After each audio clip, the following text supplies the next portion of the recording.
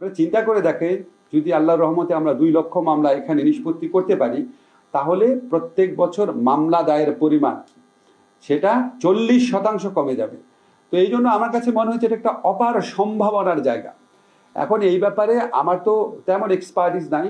আমি এই জন্য আমাদের যারা আইন বিচার বিভাগের কর্মকর্তারা আছেন, জাতীয় আইনজীবী সংস্থার যে পরিচালক আছেন এবং মাসুদা ওখানে অনেক বছর ধরে কাজ করছেন, সবার সাথে কনসাল্ট করে আমরা আইনগতভাবে পরিবর্তনগুলো করেছি।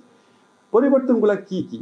পরিবর্তনটা হচ্ছে মূলত আমরা যে জাতীয় আইনগত সহায়তা সংস্থা আছে, এটার আন্ডারে যে আইনগত সহায়তা দেওয়া হয়, প্রত্যেকটা জেলাতে একজন জাজ আইনগত সহযোগিতা দিতেন। তা আমরা সেটাকে 3 জন জাজে পরিণত করছি। 2 জন হচ্ছে এক্সিস্টিং জাজ যারা কর্মরত আছেন, আরেকজন হচ্ছে অবসরপ্রাপ্ত জেলা এবং ডিস্ট্রিক্ট জাজ। কেন আমরা অবসরপ্রাপ্ত জেলা ডিস্ট্রিক্ট জাজরা আনলাম? কারণ ওনাদের সুদীর্ঘ অভিজ্ঞতা আছে, আর মানুষের একটা কনফিডেন্স আছে। মানুষ যদি মনে করে একজন অবসরপ্রাপ্ত জেলা এবং ডিস্ট্রিক্ট জাজ, জেলা এবং দায়রা জাজ আমার মামলাটা নিষ্পত্তি করে দিচ্ছে, ওনার একটা কনফিডেন্স ফিল করে। এটা হচ্ছে একটা মৌলিক একটা বিধান সংযোজন করা। সেকেন্ড হচ্ছে খুবই ইম্পর্টেন্ট যেটা, সেটা হচ্ছে অনেকগুলো মামলা এখন কিন্তু আপনার মধ্যস্থতার জন্য যে আশা, সেটা হচ্ছে ভলান্টারিলি করে পক্ষরা। কিন্তু আমরা বলছি কি, মধ্যস্থতার জন্য আশাটাকে আমরা ম্যান্ডেটরি করে দিচ্ছি ছোট ছোট মামলার ক্ষেত্রে। যেমন আপনার চেক ডিজঅনারের মামলা 1 লক্ষ 1.5 লক্ষ টাকার মামলা থাকে। আমাদের যারা কৃষক সম্প্রদায়ের লোকজন আছেন, অসচ্ছল লোকজন আছেন, তারা অনেক অনেক ভোগান্তির শিকার হন এসব মামলার জন্য। সেগুলি তো আমরা মধ্যস্থতা করে শেষ করে দিতে পারি। পারিবারিক যে বিরোধ, সেগুলি আমরা মধ্যস্থতা করে শেষ করতে পারি।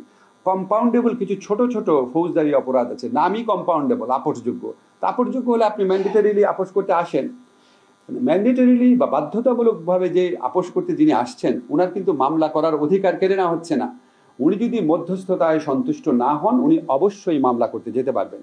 মামলা করতে তো যেতে পারবেনই, ওনার যে তামাদি কয়েকদিন সময় মধ্যস্থতার জন্য ব্যয় হলো, ওই সময়টাও ওনাকে এক্সট্রা দেওয়ার বিধান থাকবে। কাজে আমরা মধ্যস্থতার জন্য আশাটাকে বাধ্যতামূলক করছি, মধ্যস্থতার রায় মেনে নেওয়াকে বাধ্যতামূলক করছি না। ঠিক আছে? কাজে এটা কারো কোনো অধিকার কেড়ে নেওয়ার ব্যাপার এখানে থাকছে না।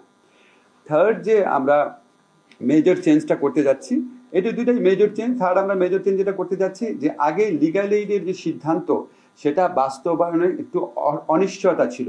এখন আমরা সেটাকে বলবৎযোগ্য করার মাধ্যমে এটাকে আরো নিশ্চিত করতে যাচ্ছি, যাতে এটা আপনার কেউ যদি একটা পক্ষ, আমি মধ্যস্থতা মেনে গেলাম, সিগনেচারটি দিয়ে করে গেলাম, কিন্তু বাস্তবায়নের সময় আমি সহযোগিতা করলাম না, ওই সহযোগিতাটা যেন পাওয়া সম্ভব হয়, সেই ব্যবস্থাটা করতে যাচ্ছি।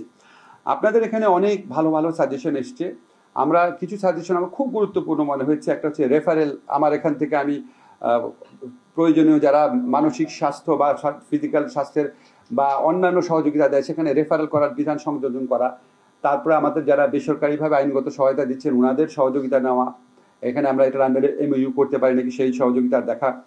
তারপর আপনার কিছু ডেফিনেশনাল চেঞ্জের কথা বলেছেন, সেটা আমরা অবশ্যই ভাববো। আমরা প্রত্যেকটা জিনিস নোট নিয়েছি, আমরা সেটার আলোকে পরিবর্তন করার চেষ্টা করব। আরেকটা কথা আপনাদের বলে রাখি, আমাদের ভবন সংকট রয়েছে, প্রযুক্তির সংকট রয়েছে। আমার একটা ব্যক্তিগত পলিসি হচ্ছে, আমি কোনো বিদেশি সংস্থার সাহায্য নিতে চাই না। আমাদের মধ্যে একটা প্রবণতা আছে যে আমরা নিজস্ব মানে সামর্থ্যের দিকে তাকাই না। সবসময় মনে আছে একটা প্রকল্প করে ফেলি, কিছু টাকা পয়সা নিয়ে আসি। দরকার নাই। বাংলাদেশ সরকার এত পুয়ার না, বাংলাদেশ সরকারের সম্পদের এত সীমাবদ্ধতা নাই। আমাদের সম্পদের মাধ্যমে এটা করা সম্ভব। আমাদের এই অভ্যাসটা পরিত্যাগ করতে হবে। কিছু হলে একটা প্রজেক্টের কাছে যাওয়া, ওনাদের কাছ থেকে আমরা পরামর্শ নেব, আমাদের ওনাদের কাছে কোনো টাকা নিতে চাই না। আমাদের যদি কোনো জায়গায় লিগাল এইড দিতে গিয়ে যদি আমাদের সমস্যা হয়, ভবন স্থান সংকুলন হচ্ছে না, আমরা ব্র্যাকের কাছে যাব, ব্লাস্টের কাছে যাব, প্রশিকার কাছে যাব, আপনাদের সাথে MOU করবো যে ভাই আপনি সপ্তাহে 2টা দিন আপনার বিল্ডিংটা যে ছুটির দিনটা আছে সেটা আমাকে ইউজ করতে দেন। আমরা এগুলিকে এক্সপ্লোর করি না।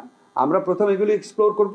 আমরা আমাদের নিজস্ব সামর্থ্যের ভিত্তিতে ইনশাআল্লাহ আমাদের যে থার্ড অবজেক্টিভটা আপনাদের বললাম, মামলার অভিশাপ থেকে মানুষকে মুক্তি দেওয়া, সেটার লক্ষ্যে ইনশাআল্লাহ লক্ষ্য স্থির করেছি। 1 জুলাই থেকে কাজ শুরু করব। সবসময় আমি একটু কঠিন লক্ষ্য স্থির করি।